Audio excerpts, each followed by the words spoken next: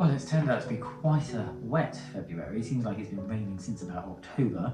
There's quite a lot of things that I would like to be doing outside that I can't do, but one of the things I can do indoors, which I thought I'd share with you, is the kind of first part of getting my dahlias growing. Now, there are lots of ways to do this, and lots of different people will tell you lots of things. I can tell you over the past few years, practically everything I've done has ended in disappointment and misery. So this is like a culmination of different people's ideas that I think will work.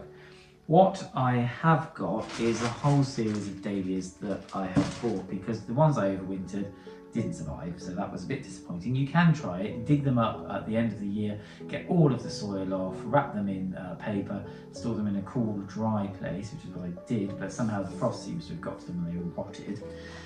So I have new ones.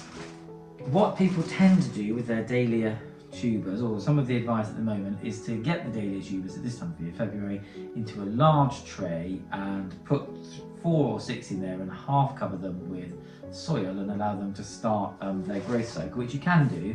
But then later in the year, when you want to plant them out, what you end up going to do is try and separate 6 dahlias, damage all of the new root growth, which is what provides the nutrient to the plant, and make them stall slightly whilst they're growing, which isn't a great thing.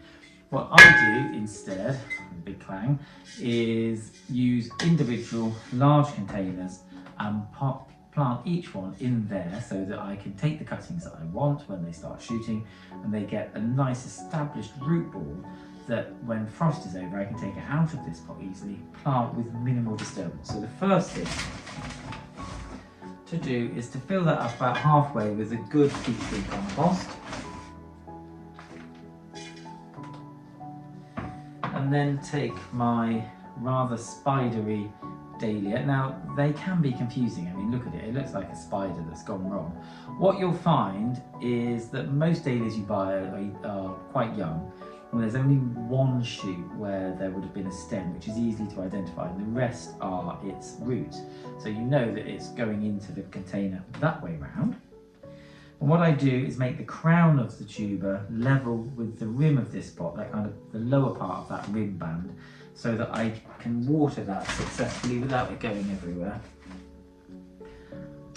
First thing is to wiggle a bit the tuber, make sure that it's completely in the soil, pressing down, tapping, whatever you want to do really. Make sure you get it in there. Don't really hammer it in because that's not going to help it.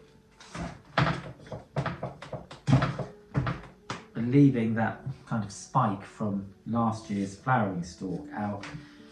And there you are. Now I'm going to store these in a cool space, conservatory that's slightly heated, a spare room, a place like that, and water them very, very sparingly, waiting to see the buds first appear.